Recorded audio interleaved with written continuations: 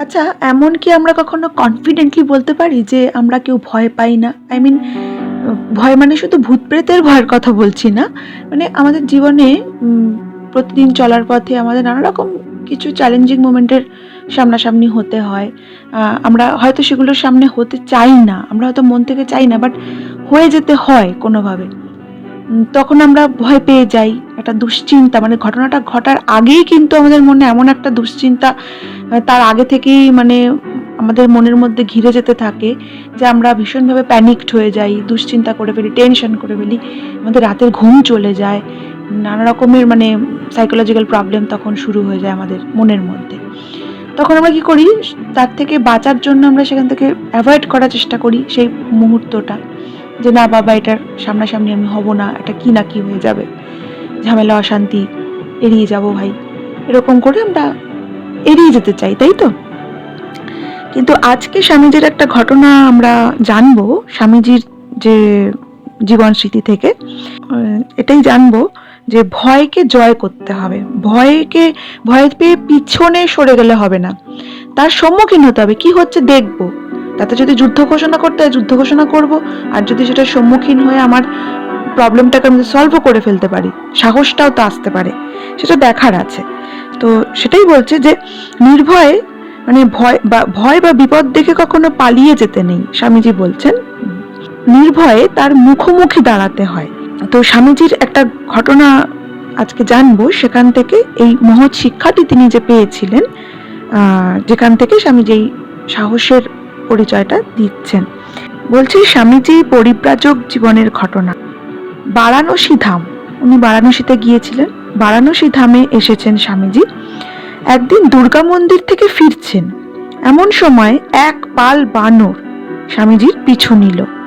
বানর এক পাল পিছু নিয়েছে স্বামীজির। তো আমরা তো ওখানেই ভয় পেয়ে যেতাম। এতগুলো জানোয়ার, মানে পশু পশু প্রাণী দেখলে তো আমাদের স্বাভাবিক একটা ভয় লাগে, কারণ তারা আমাদের মনের ভাষা বোঝে না, আমরা তাদের মনের ভাষা বুঝি না। তারা তাদের আত্মরক্ষার জন্য একটু হিংস্র হয়ে আমাদের সামনে এগিয়েই আসে, তো স্বাভাবিক ভয় লাগে।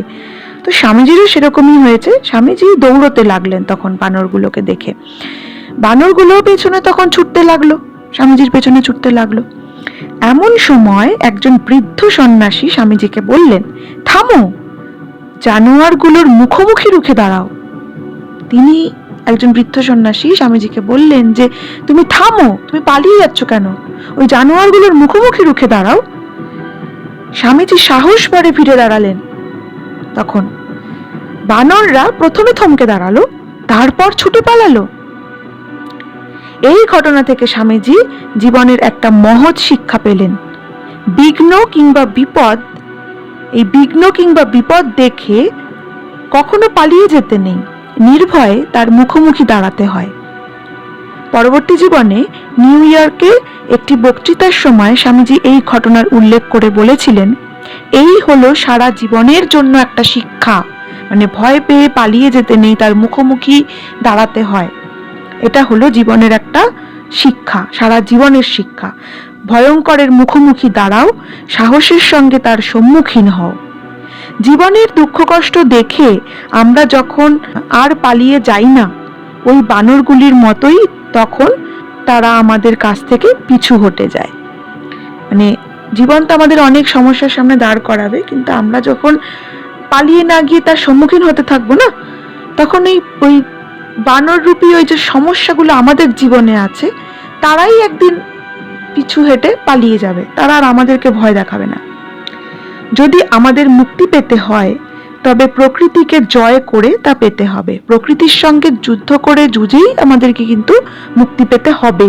প্রকৃতি থেকে পালিয়ে গিয়ে নয়, তাকে সম্মুখীন হতে হবে, প্রকৃতিকে জয় করতে হবে, তাকে পালিয়ে গেলে হবে না। কাপুরুষ কখনো জয়ী হয় না। যদি আমরা চাই যে ভয়, বাধা বিপত্তি এবং অজ্ঞতা আমাদের সামনে থেকে দূর হয়ে যাবে, তবে আমাদের সেগুলির বিরুদ্ধে যুদ্ধ ঘোষণা করতে হবে। আমরা যদি সত্যি চাই যে এই বাধা বিপত্তি নানা রকম আমাদের জীবনে ঘটতে থাকে, নানা রকম অজ্ঞতা আমাদের সামনে থেকে দূর হয়ে যাক এই বানরগুলোর মতো, তাহলে আমাদের তার সামনাসামনি হতে হবে, যুদ্ধ ঘোষণা করতে হবে, সাহস রাখতে হবে। তাকে দেখে আমরাও যদি পিছু হেঁটে যাই, ভয় পেয়ে যাই, তাহলে সেই ভয় আমাদের আরো গ্রাস করবে। তাহলে আমরা প্রকৃতিকে জয় করতে পারলাম না। তো তখন আমরা কাপুরুষ হয়ে রইলাম, ভীরু হয়ে রইলাম, আর যারা ভয় দেখানোর তারা আরো ভয় দেখাবে।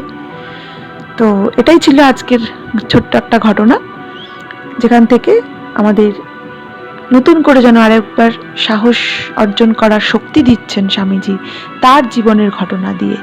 তো স্বামীজির জীবনের ঘটনা আমাদের জীবনের একটা ঔষধের মতন কাজ করবে যতদিন আমরা বেঁচে থাকবো।